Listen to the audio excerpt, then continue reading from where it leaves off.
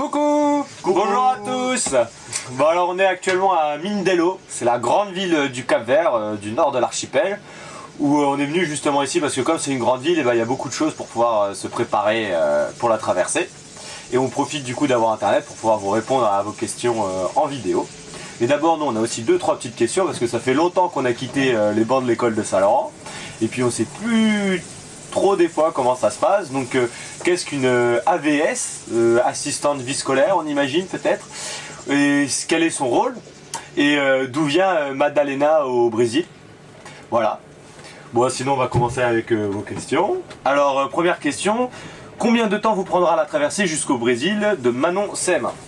Coucou Manon, alors pour aller au Brésil du Cap-Vert, il y a 1500 milles nautiques. Alors 1500 milles nautiques, ça correspond à 2700 km. Ça fait à peu près 5 fois le trajet Saint-Laurent-Calais ou 5 fois Bordeaux-Paris. Donc c'est quand même une très grande distance. En bateau, on estime à peu près entre 10 à 15 jours de navigation.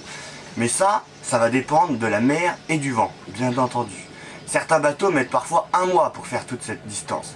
Parce que si nous n'avons plus de vent, nous n'avancerons plus. Prochaine question. Est-ce que dans chaque pays, vous parlez la langue de Léa CM1? Alors, coucou Léa. Alors, c'est une très bonne question. On est parti de France, après on est en Espagne où on a parlé espagnol, après on est allé au Madère, dans les îles Madère où on parlait portugais. Après on est allé au Sénégal où on parlait Wolof, puis même dans le Ciné-Saloum où on parlait encore une autre langue, c'était le Sérère. Et aujourd'hui on est au Cap-Vert où on parle le criollo. Mais toutes ces langues-là, c'est difficile et on se les mélange beaucoup, on apprend des petits mots. Mais c'est très compliqué de se faire comprendre avec la langue locale. Donc on utilise surtout l'anglais et l'espagnol, qui sont un peu plus connus dans tous les pays. Et parfois on rencontre des locaux qui parlent des petits mots de français et qui peuvent nous apprendre aussi des petits mots en criollo parce qu'ils connaissent la traduction en français. Voilà. Alors, prochaine question. Dans quelle ville portuaire allez-vous débarquer au Brésil ? Alors là, on n'est pas encore sûr à 100% d'où on va débarquer, ça sera au nord du Brésil. On parle d'un port d'atterrissage parce que c'est la première fois où on va marcher après le mois de navigation sur la terre, donc on atterrit comme un avion. Donc par contre on peut pas faire ça n'importe où, il faut qu'on puisse faire les papiers d'entrée sur le territoire, les papiers qui nous autorisent à nous rendre sur ce nouveau territoire, donc au Brésil. Donc ça se fait avec la police portuaire et les douanes. Donc il faut que ce soit déjà un port assez important pour qu'il y ait ces deux organismes, ces deux administrations. Voilà, donc on choisit là-dessus. On hésite avec l'archipel de Fernando de Noronha, la ville de Recife, et encore Belém, mais comme souvent en bateau, au final ce sera la météo qui aura le dernier mot. Voilà. Nouvelle question. Alors, avez-vous des projets humanitaires à mettre en place dans ce pays? Alors, au Brésil, nous n'avons pas de projets concrets humanitaires qui nous attendent. Mais cependant, nous aimerions aller dans la forêt de l'Amazonie, la plus grande forêt du monde. C'est une forêt tropicale où des tribus de personnes très reculées vivent encore avec leur ancienne tradition et n'ont pas du tout le mode de vie que nous connaissons nous en tant qu'Européens.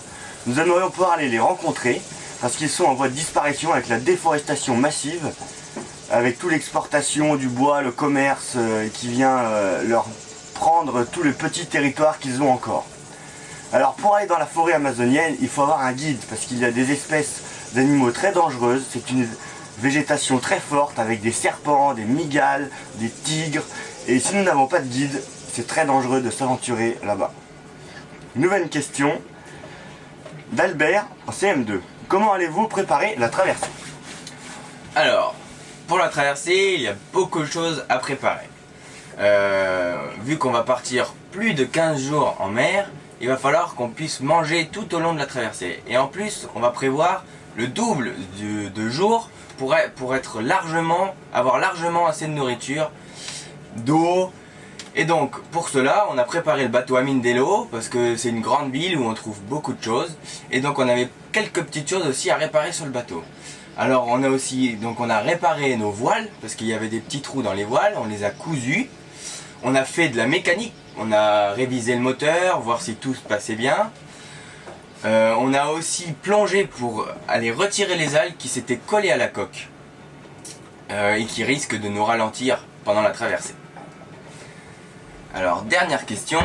Quels sont les animaux marins que vous rencontrerez peut-être au cours du voyage de Mélina? Alors, coucou Mélina, donc on espère en rencontrer beaucoup. On a les dauphins qui viennent souvent danser et faire la course à l'avant du bateau, comme vous avez déjà vu. On a les baleines, on espère en voir plus parce qu'elles se font plus rares, plus discrètes et c'est très très rapide, on en a vu 2 pour l'instant. On a les requins aussi qu'on a vu, Louis en a vu une fois un requin et avec Samuel on en a vu une fois un autre aussi. Donc ça c'est super, mais ils sont aussi très rapides et des fois on les mélange un peu avec les dauphins, faut juste qu'on voie la deuxième dorsale, leur deuxième dorsale derrière. On a les tortues aussi qui elles se font plus, alors pour l'instant présentes au bord des côtes qu'en pleine mer. Et puis on a surtout alors tout ce qui va être poisson, alors les thons, les dorades, les poulpes aussi, les espadons. Alors ça on espère en avoir beaucoup, comme ça on pourra les pêcher et après ils viendront agrémenter nos repas. On espère bien. Voilà. Donc on vous fait tous des gros bisous, on espère que ça se passe bien en France, que l'école continue bien. Et que le soleil revient, parce que nous, il fait chaud. Nous il fait chaud là. Et puis on vous retrouve de l'autre côté de l'océan. Voilà. À Ciao. bientôt.